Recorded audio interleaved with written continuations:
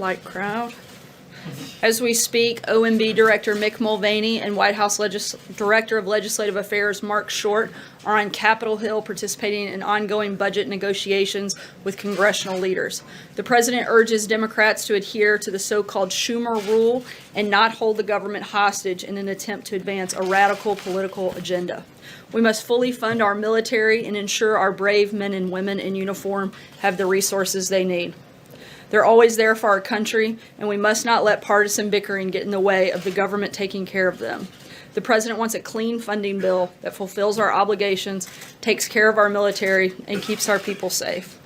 And with that, I'll take your questions. Cecilia. Thank you, Sarah. The president says that when Steve Bannon was fired, he not only lost his job, he lost his mind.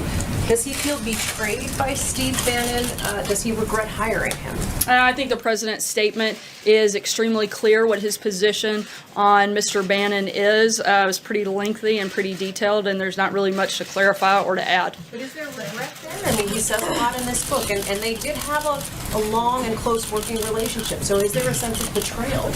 Once again, I think the president's statement fully addresses what his position and what his relationship with Mr. Bannon is. April? Sarah, when was the last time the president talked to Steve Bannon? And this is a serious question. Is the president now blocking Steve Bannon from calling his cell phone? I'm not aware that he was calling his cell phone, but I believe the last conversation took place at the first part of December. And what does this do to the base that these two powerhouses are fighting in the Republican Party? What does this do to the president's base? I don't think it does anything to the president's base. The base and the people that supported this president supported the president and supported his agenda. Those things haven't changed. The president's still exactly who he was yesterday as he was 2 years ago when he started out on the campaign trail. His agenda hasn't changed, and he's continuing to fight for and push for that agenda. And I think the base is extremely excited and happy with the job that this president has done in his first year in office. Look at all he's accomplished. I think they're pretty happy with where he is. Peter? Distinct following. Steve Bannon has a distinct following. The alt-right and some people who may not necessarily be for the other, people who are xenophobic. What happens there? I think that's a question you're going to ask Steve Bannon. The president's base is very solid. It hasn't changed because the president hasn't changed and his agenda hasn't changed. And we're continuing to accomplish a lot of the things that were on the president's agenda as we did last year. And we're going to do a lot more this year as we move into the beginning of 2018. Peter? A couple questions. I'll try to make these simple. First, did the president's You don't think I can handle the hard ones? Did the president's son, Donald Trump Jr., commit treason? I think that is a ridiculous accusation and one that I'm pretty sure we've addressed many times from here before. And if that's in reference to comments made by Mr. Bannon, I'd refer you back to the ones that he made previously on 60 Minutes, where he called the collusion with Russia about this president a total farce. So I think I would look back at that. If anybody's been inconsistent, it's been him. Certainly hasn't been the president or this administration. So to follow up on that, did the president meet any of Donald Trump Jr.'s guests at that June 2016 Trump Tower meeting on that day? As the president has stated many times, no, and he wasn't part or aware of that. John Decker? If I can ask you, after the tweet about nuclear threats, the nuclear button tweet, should Americans be concerned about the president's mental fitness that he appears to be speaking so lightly about threats regarding the nuclear button? I think the president and the people of this country should be concerned about the mental fitness of the leader of North Korea. He's made repeated threats. He's tested missiles time and time again for years. And this is a president who's not going to cower down and is not going to be weak and is going to make sure that he does what he's promised to do, and that's stand up and protect the American people. Sorry, Peter, I'm going to keep moving. But John? isn't it possible that he could misinterpret that? You said he's unpredictable, so couldn't he misinterpret a tweet like that if he's so unpredictable? I don't think it's. I didn't say that. I think it's extremely clear what the president's position is, and our position on North Korea hasn't changed since the beginning. This is a president who is committed to protecting Americans and protecting the people of this country, and he's not going to back down from that. John? Thanks a lot, Sarah. It's a very harsh statement that the president put out today, and it's not the first time that Steve Bannon has been topic A here at the White House briefing. The last time, as you made reference to, was after his interview on 60 Minutes. And during that White House press briefing on September the 11th, and when a series of questions were asked of you at the time, you were pretty much hands-off in terms of going after Steve Bannon. The president didn't really respond in any particular way to the 60 Minutes interview. What's changed? What's changed between then and now after the interview that he apparently did with Michael Wolff for his book?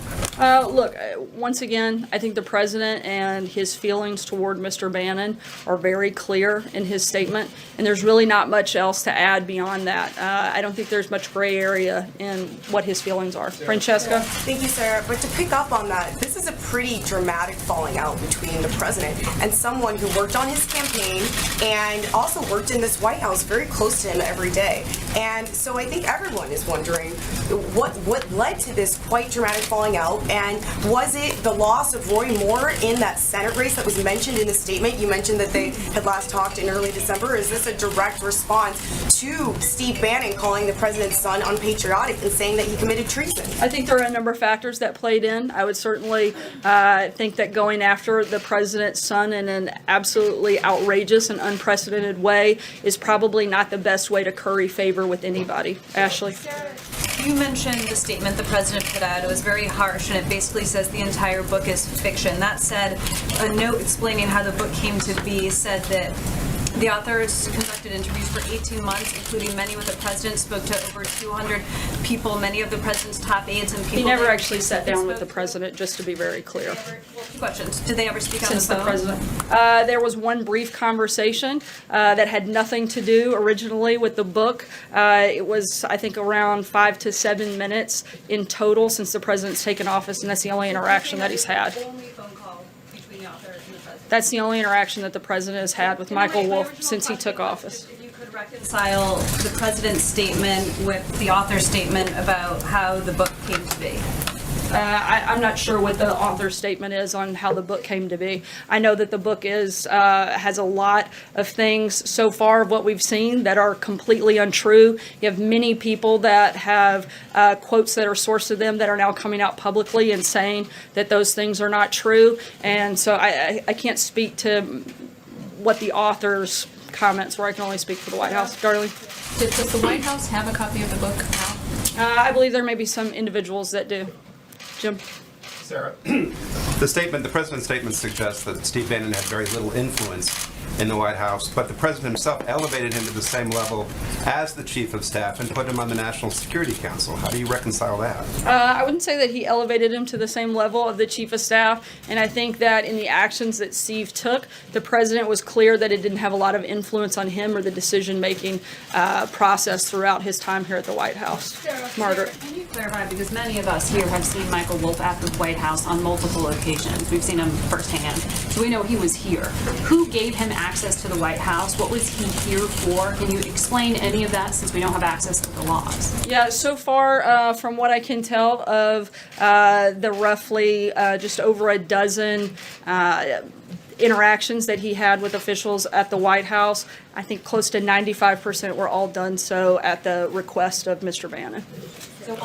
So the compliance really, you would just say, came from Steve Bannon. Other White House officials were not working with him and helping to share information? Any that did so far as we can tell, did so at the request of Mr. Bannon. Deborah? The president tweeted that he'll be announcing the most dishonest and corrupt media awards of the year Monday at 5 p.m. Can we get some details on that? Where will he say it? Will it be televised? How many awards will he present? Will there be an audience? Any other judges? I certainly don't want to spoil anything, but my guess is that there are quite a few individuals that could be up for those awards, and beyond that, I think we'll have to see what happens on Monday. Will the press corps be there? Will the press corps be in the room for that? We'll certainly keep you posted. It might be hard for him to present trophies if you guys aren't there, but I don't know. We'll have to wait and see what happens on Monday. Justin? I had two policy ones. The first one is there was some controversy over the weekend about a letter from the Department of Transportation suggesting that the administration doesn't support the split federal-state framework for the Gateway Rail Tunnel connecting New York and New Jersey. So since it's Infrastructure Week, I'm wondering if the president, Is it infrastructure?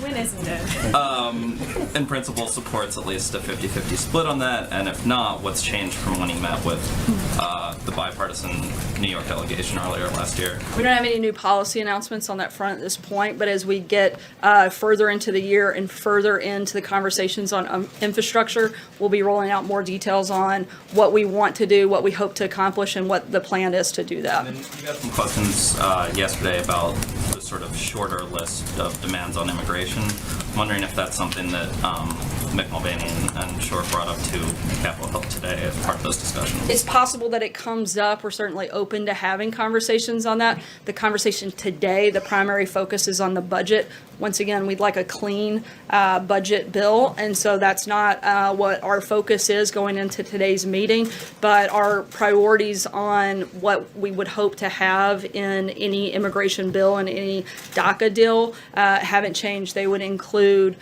securing the border with a wall, ensuring interior enforcement, eliminating the visa lottery program, and ending chain migration. All those things are still the same. Stephen? You nailed down some of the data points with respect to Steve Bannon. You said that the last time the president spoke with him was in the early part of December. Was that before or after the special election in Alabama? I'd have to look at back at the exact date and circle back. Take us through the drafting of the statement the president issued today. It's rather lengthy. Did he write it in his own hand? Did he dictate it? Look, these are the president's words. I think they're very clear, and there's not much to add beyond that. And Kevin? one more thing. It's been reported that he was furious when these reports first came out about what Bannon was quoted as saying. Is that an accurate depiction? I think furious, disgusted would probably certainly fit when you make such outrageous claims and completely false claims against the president, his administration, and his family. Kevin? Sarah, thanks. I wanted to ask you personally, and I know you speak on behalf of the president, on behalf of the American people, how surprised were you at what you read, these excerpts attributed to Mr. Bannon? Did that surprise you in any way, and if so, how? Certainly surprising. I, for one, was somebody who very much believed that the president could and would win. Otherwise, I wouldn't have dedicated so much time to that. But not only that, I worked in the White House since the very first day, and a lot of the characterization that I saw that he was pushing out was the opposite of what I saw take place every day that I've been here. Can I follow very quickly on North Korea? There's been some folks in town who've said, listen, it doesn't help. Despite the idea being we're going to be forceful, we're going to push back, some have said it doesn't help when the tweets come out the way they do. And yet we know that the president's made it clear, I am who I am, I'm going to tweet the way I want to tweet. Has there been any consideration that tweets like the one on North Korea actually don't advance the agenda, meaning working with other partners in the region? I think what didn't help was the complacency and the silence of the previous administration. This is a president who leads through strength, and he's going to do that, and he's going to focus on everything that he can do in order to keep Americans safe, and he's not going to be pushed around by the leader of North Korea. Our policy with North Korea has not changed. We're fully committed to continuing to apply maximum pressure and working with all of our partners in the region, including South Korea, who we have a better relationship now than ever before. We're going to keep working with them and keep pushing forward, and hopefully North Korea will start making better decisions. Kristen? Sarah, thank you. You just said that people should question the mental fitness of Kim Jong-un. So then isn't it dangerous for the president to be taunting him on Twitter? I don't think that it's taunting to stand up for the people of this country. I think what's dangerous is to ignore the continued threats. If the previous administration had done anything and dealt with North Korea, dealt with Iran, instead of sitting by and doing nothing, we wouldn't have to clean up their mess now. You acknowledge it's a Mara, taunting sorry, I tweet. did call him Sarah, her. it's a taunting tweet to say that he has a larger nuclear button. I think it's just a fact. What does it? Just one word. What does it say about the president's priorities that he unleashed a 4-paragraph statement about Steve Bannon and one tweet on North Korea? The president has issued a number of statements, as have I, as have the administration. Ambassador Haley, Secretary of State, Jim Mattis, Secretary of Defense have all talked extensively about North Korea. To try to limit it down to one tweet is just disingenuous. The president knows there is no actual one nuclear, but you're saying it is actually bigger. But the reality is The president's very well aware of how the process works and what the capacity of the United States is, and I can tell you that it's greater than that of North Korea. Mayor. Two foreign policy questions. One, yesterday you said there'd be more details on Pakistan in the next 24 to 48 hours. We're seeing some reports that the administration plans to announce as soon as Wednesday or Thursday that it plans to cut off security assistance to Pakistan. Is that accurate? We'll continue to keep you posted as those decisions are finalized. Okay, and then regarding Jerusalem and Israel, the president tweeted last night that we have taken Jerusalem, the toughest part of the negotiation, off the table, but Israel for that would have to pay more. First, taking it off the table, when the president announced that Jerusalem was the capital of Israel, the administration policy was stated as that the borders were not being decided. This doesn't affect negotiations. This tweet seems to contradict that. I don't think so. It doesn't affect the negotiations. We still want to continue to have conversations and continue the peace process. We're still very much committed to that and hope we can continue to push forward in that point. And what is this pay more thing? I'm sorry? He said that Israel would have had to pay more. I'd have to check on the details of that. I'm not sure, Tamara. Jordan? Thanks, Sarah. In light of this book and the back and forth over how much access Michael Wolff had to the White House, will the White House reconsider its decision to block public release of visitor logs? Will you release visitor logs to the public? I don't anticipate any changes to that policy at this point, but if it happens, I'll certainly make sure you guys are aware. John? Yeah, thank you, Sarah. Two questions. First, during the campaign, the president said repeatedly entitlements were off the table and he would preserve Social Security, Medicare, Medicaid, Medicare Part D as they were. Now, with the passage of the tax reform legislation and the recent statements of House Speaker Paul Ryan that entitlements should be considered in the budget, has the president changed his position from the campaign? The president hasn't changed his position at this point. Again, as conversations go on, if that does change, we'll let you know. Trey? My other question. Sorry. Is it safe to say Steve Bannon is off the list of social invitations for the White House? Probably so. Trey? Since those are controlled by the First Lady, I think her statement's pretty clear on her position as well. Trey? Thank you, Sarah. A couple questions on Steve Bannon and one on North Korea. How would you describe Steve Bannon's role in the White House when he was serving in this administration? I think the president addressed what he feels it was, and to me that's the most important voice in this process, and he's spoken very clearly on that front. And if I could follow up, is the president looking for an apology from Steve Bannon? What is he looking for in the future from Steve Bannon? I don't think anything. And if I could follow up on North Korea. Discussing earlier the idea that Kim Jong-un would be the one who is mentally ill, is the president concerned that tweeting about nuclear war could cause someone like Kim Jong-un to act with military force? Again, I've addressed this. I think the president is concerned about the continued threats that this individual has made towards the United States and others, and he's not going to allow him to continue doing that without saying something and standing up for the people of the country. Nita? Two questions.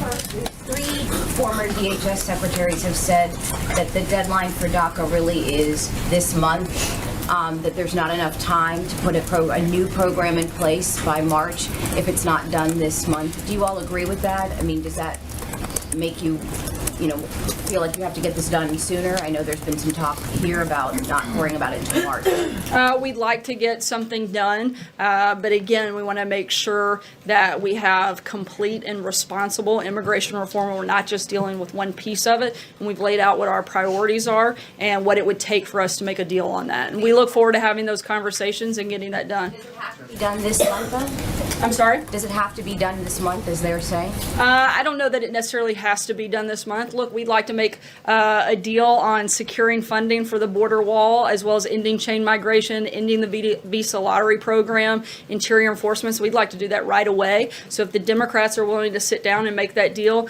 I think we'd be happy to get that done by the end of the month. Andrew. I said I had a second question. Sorry, okay, we'll I do said a I had a quick one second here. question, a very quick one, which is I just don't understand the timing of something. Steve Bannon left in the summer, late summer. If the president says he lost his mind when he left, why did he continue to talk to him for so many months? Look, the president continued to have conversations with him, often asked for by Mr. Bannon. The president spoke with him, but that doesn't mean that he can't hold that position.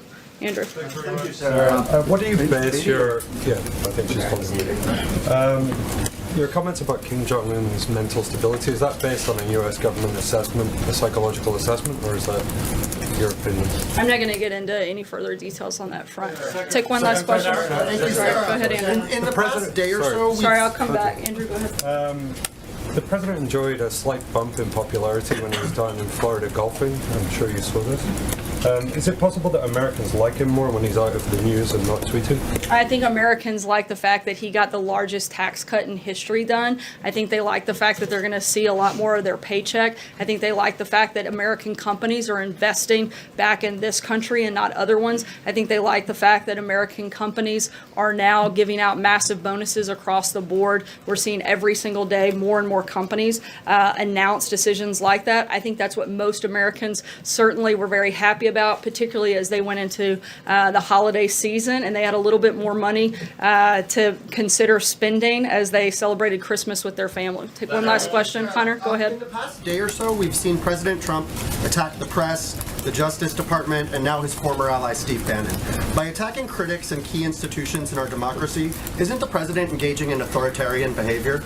Not at all. The president's simply responding often to news of the day. I think if the president can't respond aggressively to an individual like the leader of North Korea that continues to threaten Americans, then that's a dangerous place that we don't want to go down. You and the president call for critics to be fired from their jobs. That's not the president of North Korea. I'm sorry, I couldn't hear the first part of your question. We've seen both you and the president call for critics to be fired from their jobs. I don't think it's necessarily critics. We're certainly happy for people that have different opinions, but there's a difference between different opinions and different facts, and people are entitled to an opinion, but they're not entitled to their own facts, and we have a big problem with people putting out misleading information. Those are very different things. Thanks so much, guys. Does the president think Steve Bannon is crazy? That was the Sarah Sanders White House press briefing. This is Right Side Broadcasting's post show for the White House press briefing. Thank you for joining me. I am Steve Lookner. We got Jake Seals producing today, and we're going to take your comments on the press briefing. A busy news day today. A lot of the press briefing, unsurprisingly, talked about this whole thing where President Trump made a statement, a pretty harsh statement about Steve Bannon earlier today, after a news story had come out, which said that Bannon was going to be quoted in a forthcoming book, saying that the meeting at Trump Tower between Don Jr. and Manafort and Jared Kushner and a Russian woman who they thought had incriminating information on Hillary Clinton, Bannon had said that meeting was reportedly had said that meeting was treasonous and unpatriotic, and in response, President Trump, to that and some other comments which are supposedly going to be in this upcoming book from Steve Bannon, President Trump released a pretty harsh statement about Steve Bannon. We just did another stream about that, but we are now talking about the press briefing. Write to me. What do you think about the press briefing? Do you have any comments on it? Anything you liked, you didn't like? Any comments on this whole story about President Trump's statement about Steve Bannon, or Steve Bannon's reputed quotes that are coming up in this book about the Trump administration? What do you think? Give me a shout on Twitter, at Lookner, at Lookner. I forgot to open up the chat room here, so I'm opening that up now so you guys can all join me. But what are your guys' thoughts on all of this? Write to me. The floor is open for comments. The floor is open. At Lookner on Twitter. I want to show you a couple of highlights from the briefing, if I can get them up here on the screen really quick. Where was it here? Now, there was this part of the briefing where somebody asked about the president's mental fitness. I'm going to show you that clip right here.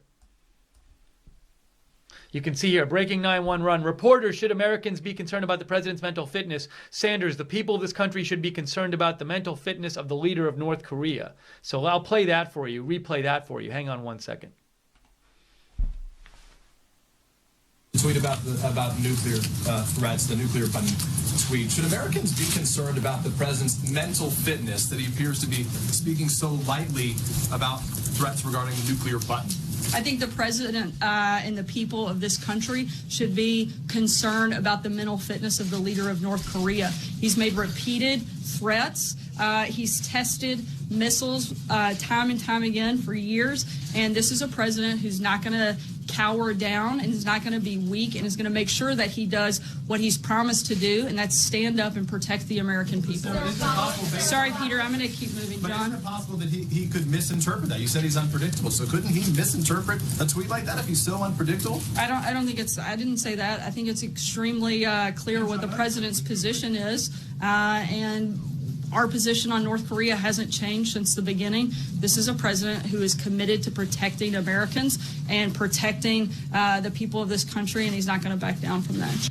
So that was one part of the briefing that a lot of people are talking about. Another one is when, I believe the quote was, Sarah Sanders said that President Trump was disgusted and furious. Furious and disgusted with what Bannon was quoted in the book as saying about in the campaign. Here's a tweet from Mark Knoller talking about it. Describes the president as furious and disgusted by what Steve Bannon quoted in the book as having said about Trump and his campaign. So what do you think about all this? Richard P. wrote to me about this story that was out about the Clinton fire at the Clinton house. Hillary Clinton and Bill Clinton's house. He says, is this burning evidence? So there was this story that happened today as well. Fire reported at Clinton's house in Chappaqua, but reportedly, scanner reports say it was only a bedroom fire and it has been extinguished. You can see down here, it says scanner reports said it was a bedroom fire. It has been extinguished. So we saw that earlier. Anyways, we want to hear from you. What do you think about the press briefing? What do you think about this whole story with Bannon and President Trump and President Trump's statement about Steve Bannon? Angela Walker says, boy, does Sarah duck questions faster than Mayweather ducks blows. Bacon Cat says, I certainly am very concerned about Trump's mental fitness. I mean, he's making middle school level insults with nuclear weapons. That is not okay. So Bacon Cat is not so happy with President Trump's tweet about Kim Jong-un, or tweets about Kim Jong-un. But give me a shout. Let me know what you thought about the briefing. And in case you missed it, I just want to show you a bit of the statement that was made, that President Trump made about, I can show you the statement. This is a statement that President Trump made today about Steve Bannon. And just to hit some of the big points here that people are talking about, in the first paragraph, he says, Bannon has nothing to do with me or my presidency. When he was fired, he not only lost his job, he lost his mind.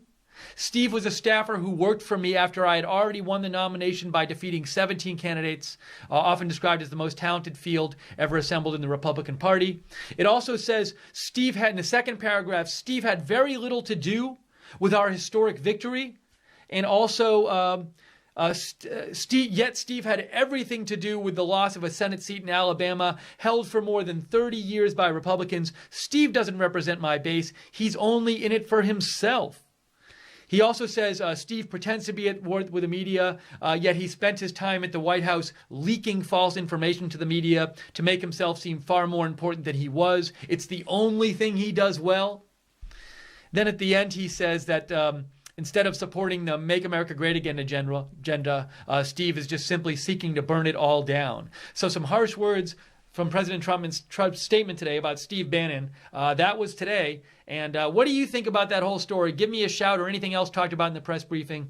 Let me know. @Lookner on Twitter, Thanks for the moderators for being in the chat room today to moderate the chat. I know Barbara and Guinevere are there right now, and Common Sense and Gleno on the website. And if you enjoy Right Side Broadcasting, we're viewer supported. If you like not having to watch the mainstream media for your coverage of the news, if you like having an alternative, please consider donating, because your donations keep us on the air. You can donate by going to the bottom of the YouTube chat. There's a little $ sign at the bottom of the YouTube chat you can click on. It looks like a little square dollar sign.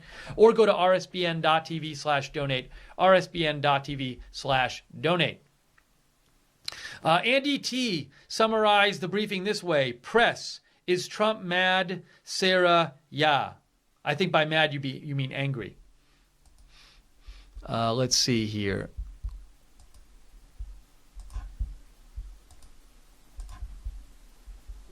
And just to catch you up a little bit, because some people might have missed the part of the story with Steve Bannon where you might say, why did President Trump make such a harsh statement about Steve Bannon? Well, this story came out this morning that there's a book coming out, which some members of the press apparently have copies of, about the White House, written by somebody who had been interviewing people from the White House and had access to the White House during the previous year. And the big quote, it seems like, that people are angry about, well, people in the White House are angry about, and President Trump is angry about, is this one here, which I'll...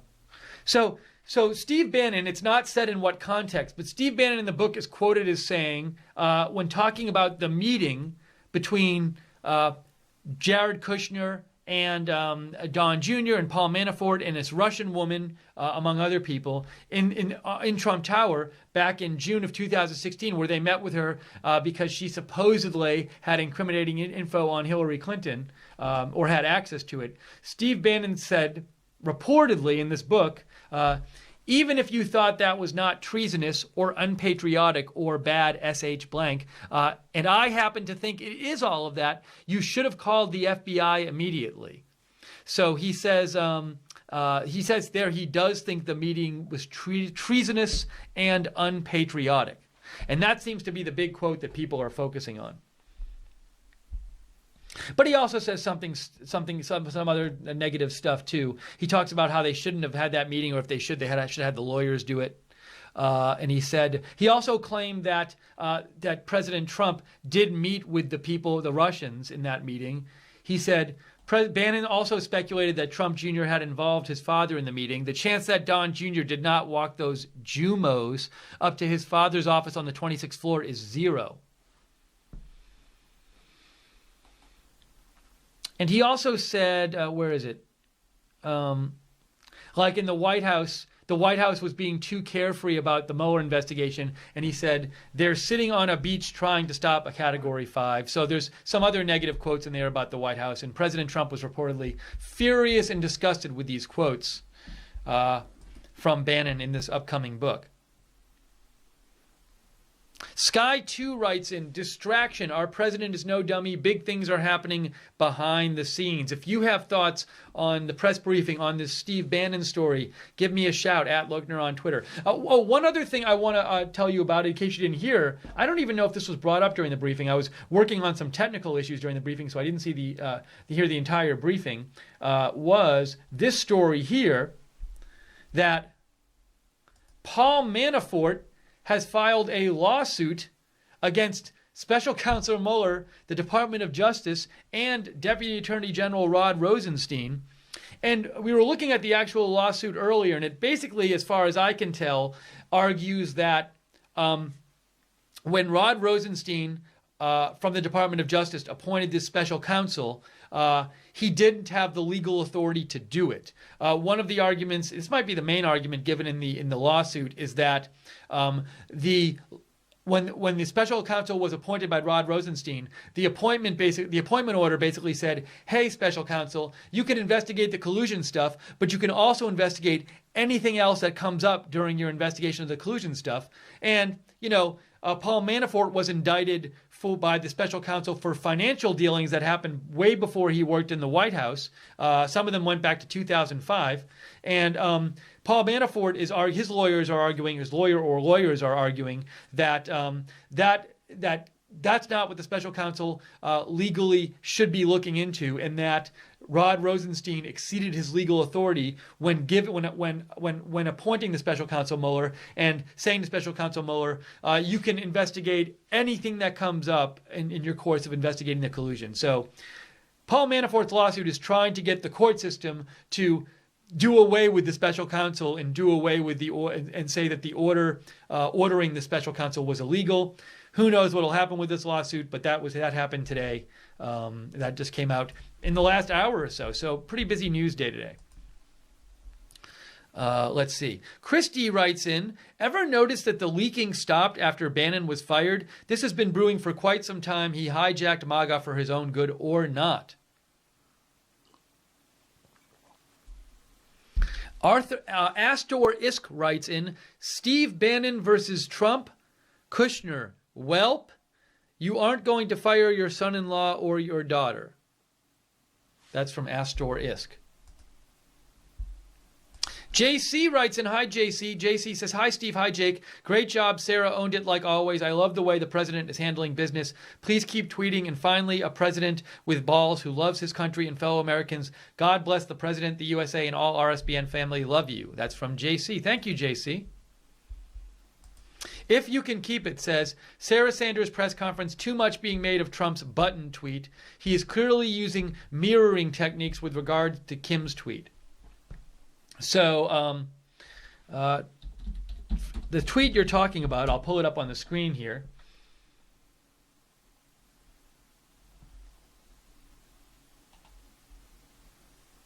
Let me get it up here so you can see it. This was the tweet from last night. President Trump said, North Korean leader Kim Jong-un just stated that the nuclear button is on his desk at all times. Will someone from his depleted and food-starved regime please inform him that I too have a nuclear button, but it is much bigger and more powerful than his, and my button works. If you can keep it, thinks too big a deal is being made about this. Blackout Worm, the truth will set you free, gave us a donation from Norway. Thank you. Blackout Worm says, his tweet was great, and lest we forget, he tweeted from his Blue Tie account. Most people don't understand that Blue Tie Trump is his troll persona. You mean his real Donald Trump account instead of the POTUS account. Although most of his tweets come from this account, I believe. Thanks so much for the donation, Blackout Worm. That's really nice of you. Andy T says, personally, I think President Trump jumped the gun with his tweet, but really it doesn't matter because he knows a hell of a lot more than I do about the situation.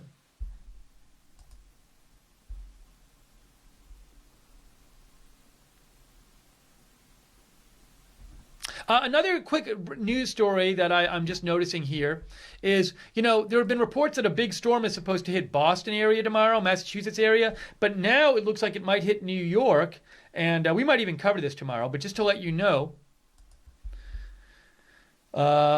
blizzard warning issued for Suffolk County and parts of New Jersey. Winter storm warning issued for New York City. Winter storm warning, 6 to 12 inches of snow for some spots and punishing wind gusts for as high as 50 miles an hour.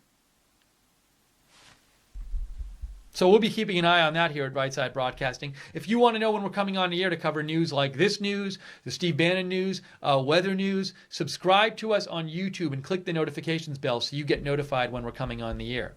And I'll be tweeting about breaking news all the time, even when we're not on the air. You can follow me on Twitter at Lookner, at Lookner. A little other President Trump news that I'm just seeing here, which I want to show you.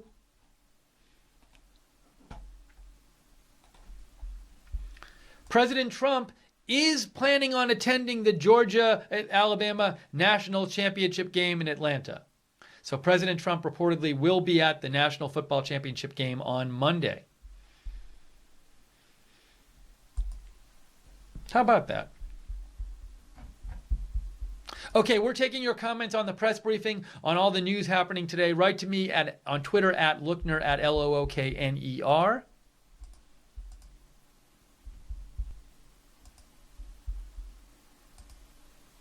Oh, and I got a message here. Let's see here.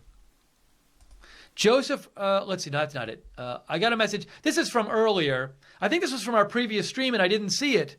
But I'm seeing it now and it says, Christopher Calloway wrote in about the Bannon story. And he said, Bannon is the one who is a nationalist. It's Bannon who wants to deport Dreamers. It's Bannon who wants to drain the swamp through primary challenges to GOP incumbents. It's Bannon who wants a hard cap on legal immigrants. Trump, on the other hand, is a globalist who bombed Syria. His tax cut made the swamp deeper through its giveaways to corporate America. He wants to help Dreamers. So Christopher Calloway is somebody who he thinks that Steve Bannon is more of a nationalist than President Trump is. That's from one of our viewers, Christopher Calloway. That was during the last. We did another stream before this on Steve Bannon, the whole Steve Bannon story. But I messed up and didn't see that email, so I wanted to put that forth.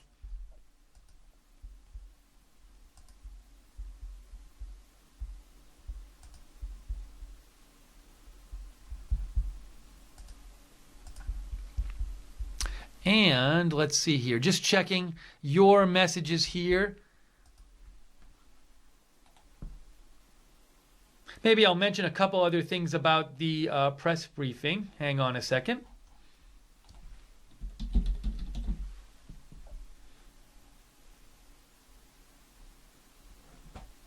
Oh, also, this was in addition to President Trump's statement about Steve Bannon, Sarah Sanders made some statements about the upcoming book. And for example, as Trey Yingst reports, Sarah Sanders calls Michael Wolff's new book about the Trump administration trashy tabloid fiction. She said this today, not in the briefing. I believe she said this before the briefing. This book is filled with false and misleading accounts from individuals who have no access or influence to the White House. Participating in a book that can only be described as trashy tabloid fiction exposes their sad, desperate attempts at relevancy.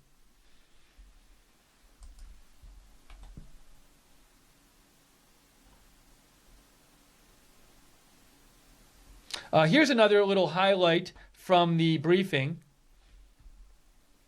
This is an ABC News post. Asked if President Trump's tweet that he had a bigger nuclear button than Kim Jong-un was taunting him, Press Secretary Sanders said, "I think it's just a fact." She added that the president is very well aware there's no physical nuclear button.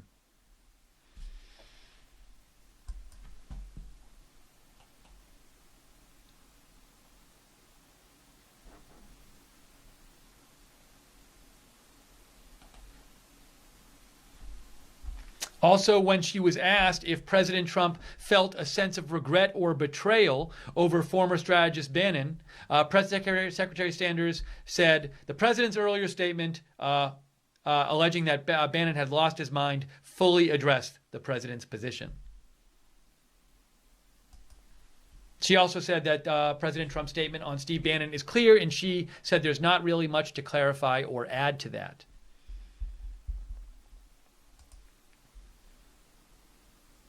So we are still taking questions here. Yes, Joseph Riley. Joseph says Hillary's house was on fire. We already reported this story, Joseph. You might have missed it, that there was reportedly a fire I read in a bedroom of the house of Hillary Clinton and Bill Clinton in Chappaqua. Reportedly, it's been put out. Oops, hang on a second. Stop.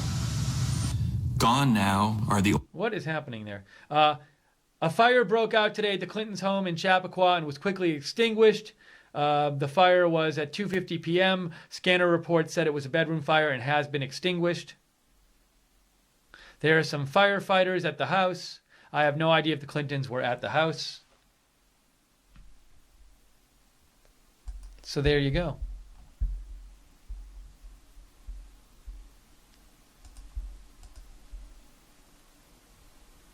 All right, we're going to take a few more comments here. If you have comments on the Steve Bannon story, on President Trump's comments about Steve Bannon, on the press briefing, anything else big in the news today, the North Korea situation, the button tweet, give me a shout on Twitter, at Lookner, at Lookner.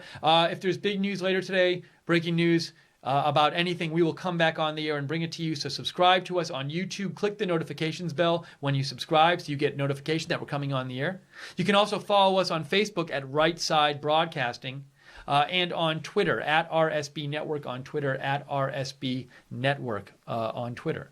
And our producer, Jake Seals, is doing an amazing job. Thank you, Jake Seals. You can follow him on Twitter at JacobRSBN Music. And thanks, Barbara and Roger Vega, Barbara Bailey, Guinevere, who are moderating our YouTube chat, and Common Sense and Gleno on the website.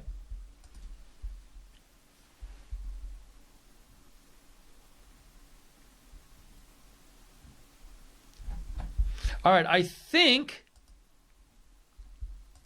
at this point I've caught up to all of your. Have I caught up to all of your questions yet? And comments? Yes, I have.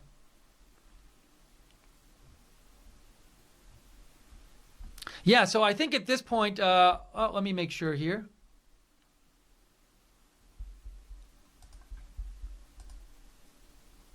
And I also want to just do a quick news check because I know. Oh, and let me show you this real quick before we get off the air because I want to show you this. So this is from that Paul Manafort lawsuit that came out, that was released today. Paul Manafort, you can see Paul Manafort is the plaintiff, and the Department of Justice, Rod Rosenstein and Robert Mueller are the defendants. So he's suing the Department of Justice, Rod Rosenstein and Robert Mueller.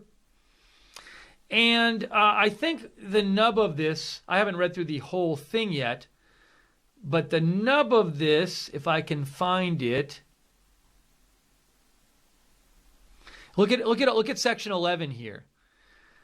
The actions of the DOJ, Department of Justice, and Mr. Rosenstein in issuing the appointment order, that is, in appointing the special counsel, and also Mr. Mueller's actions pursuant to the authority the order granted him, were arbitrary, capricious, and not in accordance with the law, according to U.S. Code 5 U.S. Code 706.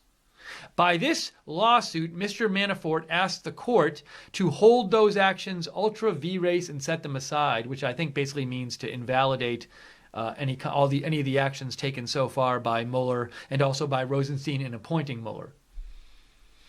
Like the independent counsel statute that came before it, this appointment order appointing the special counsel, quote, ought to be shoved firmly back into the ice from which it was initially entombed. So that is the lawsuit today that Paul Manafort filed against special counsel Mueller, the Department of Justice, and Rod Rosenstein. JC says, ha, Steve, Hillary needs money, so she burnt her house down for the insurance money. I have no evidence that's what happened, JC. I don't think you're serious in thinking that, by the way. Okay, we have gotten to your comments. I think right now we're going to wrap up the stream. Appreciate all of you choosing Right Side Broadcasting for today's press briefing. We will be on the air with more breaking news, I'm sure, soon. We cover all the press briefings, but we cover breaking news around the clock. Subscribe to us on YouTube. If you like our coverage, please consider donating. Your donations are what keeps us on the air, so we thank you so much for everybody who's donated in the past because you've allowed us to be an alternative to the mainstream media. If you want to donate, go to the bottom of the YouTube chat. Click on that $sign at the bottom of the YouTube chat. It's a little $sign there, and even small donations are welcome. They all add up. Or you can go to rsbn.tv/donate, rsbn.tv/donate. Thanks to all the moderators. Thank you to Jake for producing. Moderators, I just said your names: Barbara Braley, Roger Vega, Guinevere, Common Sense Gleno, and everybody else in the chat room. Thank you for watching. Henry Lindemann, people are saying goodbye. Henry Lindemann saying goodbye. JC, Trump rocks. Let's see. Who else is in there? Anna Drake. Tia Marie. Giving some shout outs because people are saying goodbye to us in the chat room. Anthony Vasquez, Linda, Light Switch, Blackout Worm, Are You Handy, Kiki Art,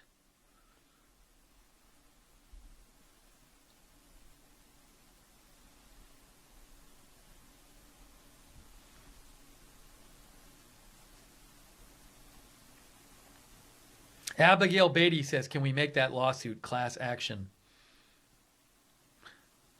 Bye, Penny Bowden. Bye, Barry H. Lily Bell.